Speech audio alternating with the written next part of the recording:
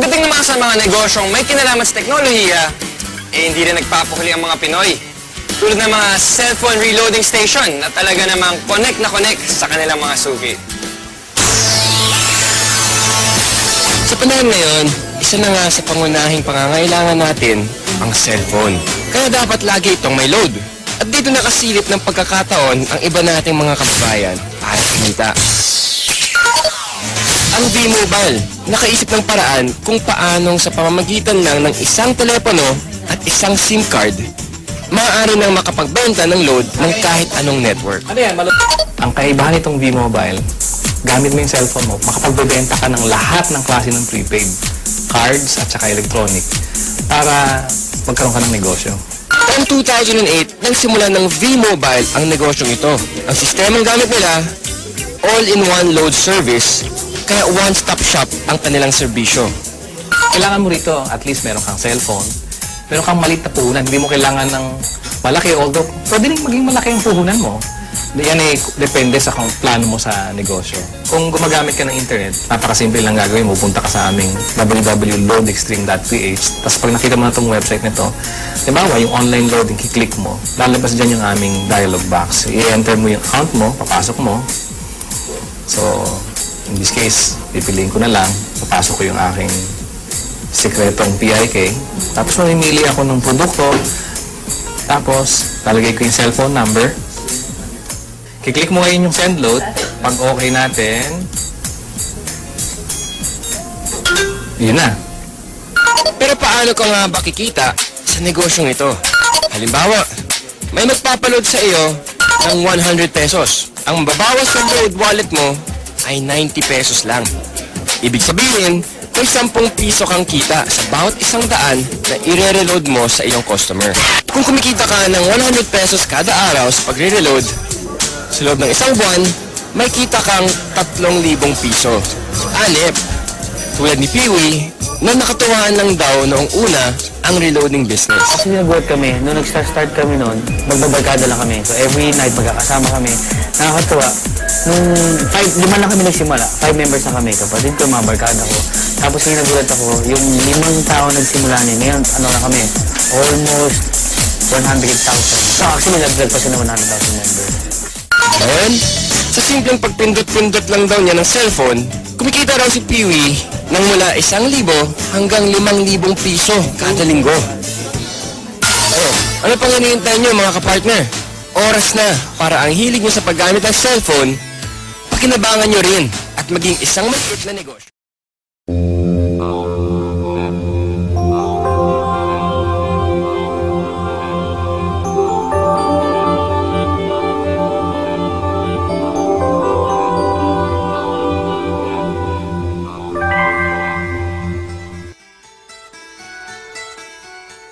Alam niyo ba na may isang simpleng paraan para umasenso tayong lahat sa buhay?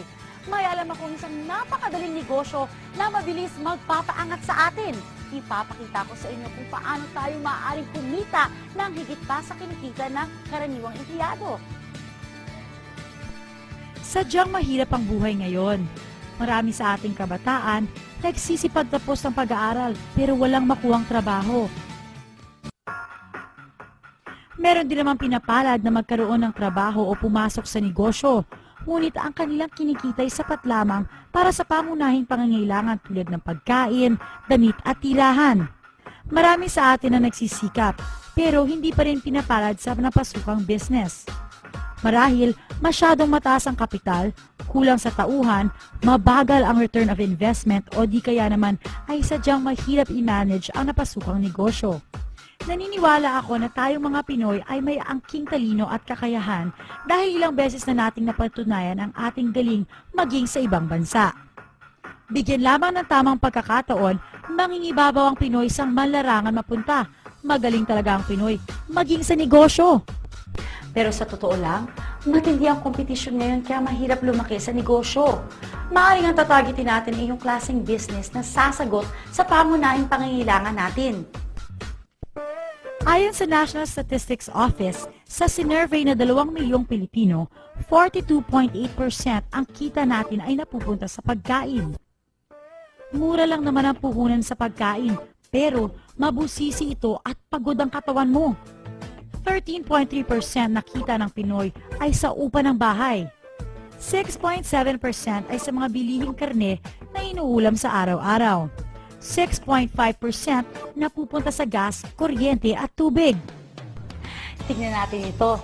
7.4% ang ginagastos ng mga kababayan natin sa transportasyon at komunikasyon. Mas mataas pa kaysa sa karne, kuryente at tubig. Nagpapatunay na tayo mga Pilipino mahilig makipag-ugnayan. Sa pagtatayo ng negosyo, kailangan ito ay simple, madaling intindihin.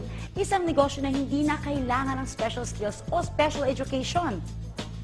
Yung kahit sino kayang gawin ito at hindi na nangangailangan ng malaking kapital. Dapat malawak ang market at may produkto na makabago, yung sumusunod sa trend at kakaiba. At ito ay dapat madalas kailanganin para ang negosyo tuloy-tuloy.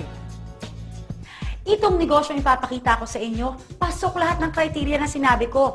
Una, malaki at bumalawak na merkado. Dapat maraming nangangailangan ito.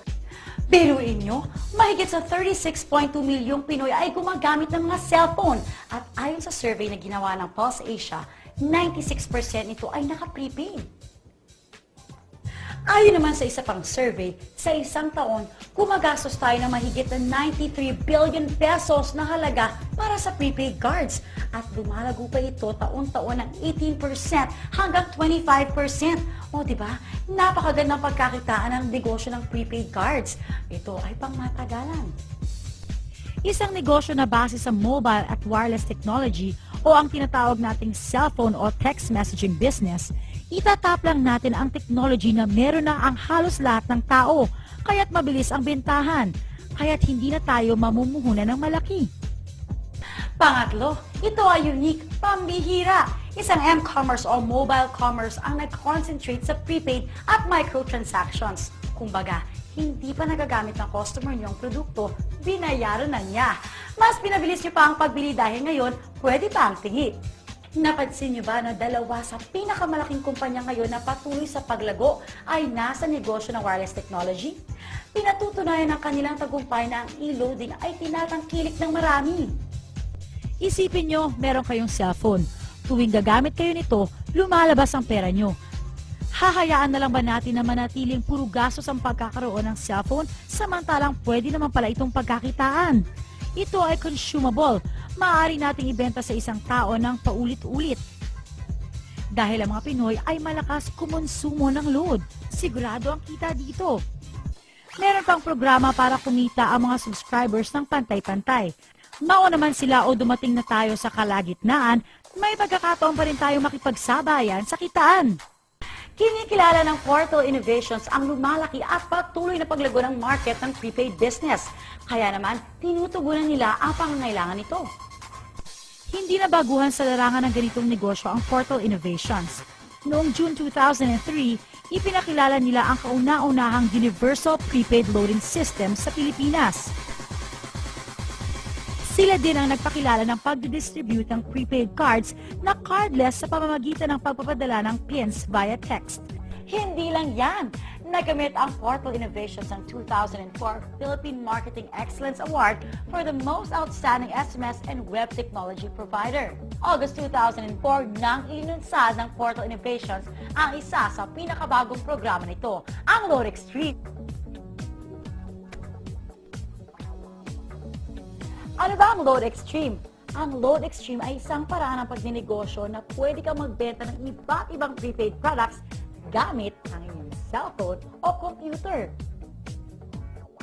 Bakit dapat piliin ang Load Extreme system? Hindi nyo kailangan ng malaking kapital. Sa maliit na halaga o maaaring libre pa, pwede kayong maging retailer. Walang physical inventory ng mga prepaid cards. Walang tauhang dapat swelduhan, kung kaya't napakagaan sa bulsa bilang panimulang negosyo o sideline. Dito ay hindi nyo kailangan umupa ng pwesto dahil kahit nasa bahay o nasa labas ka man, maaari pa rin magpatuloy ang negosyo. Pwede itong gawin ng part-time o full-time. Isang cellphone lang ang kailangan nyo para makapagbenta ng iba't ibang prepaid products.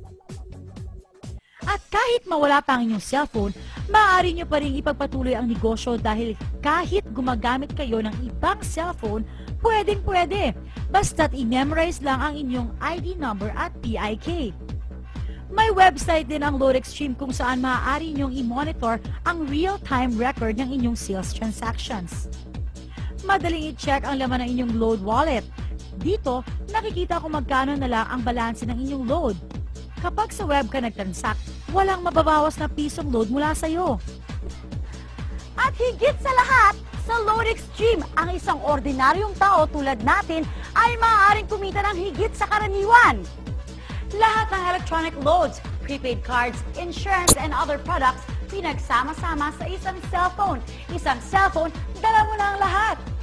Ilan lamang ang mga ito sa mga produkto at serbisyong may bibigay sa inyo ng LoadExtreme.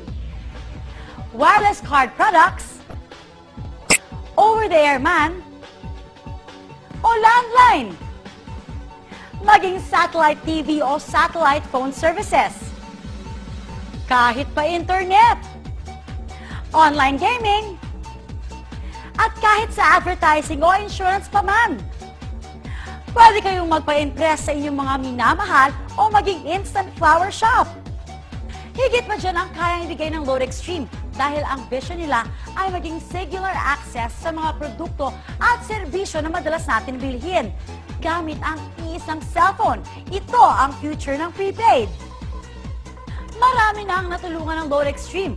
May mga teachers na tulad nina Linda Santos at Alan Ramos, FX driver na si Sonny Padua, isang dating OFW na si Steve Burak, at si Cecil Agapito na isang estudyante. Isa akong college professor at nagtuturo sa isang kilalang universidad sa Baliwag na for almost 26 years, ginawa ko itong source ng living. Sa ngayon, alam ko na hindi ito sasapat. Kaya nag-decide ako na mag-resign na at magpunta sa LoadExtreme. Pumunta sa amin yung isang kapitbahay namin na before ang dami na niya ino-offer na business. Sabi ko kasi alam ko siya palagi naka-involved sa mga networking. Sabi ko ayoko niyan. Gusto ko yung business na makakatulong sa kapwa ko na hindi lang ako ang pwedeng matulungan. Madali lang kasi lahat naman tayo ngayon updated sa technology. So, hindi siya ganun kahirap na malaman. Malaki ang naitulong sa akin ng LoadExtreme. Kasi yung mga pangarap ko noon, ngayon ko lang unti-unting nakukuha. Kung ang sinusweldo mo noon ganito kaliit, so ngayon masasabi kong triple at pwede ko pang times 5 na nakukuha ko yan sa LoadExtreme. Yung dati kong mga problema financially, dito na umokay na siya.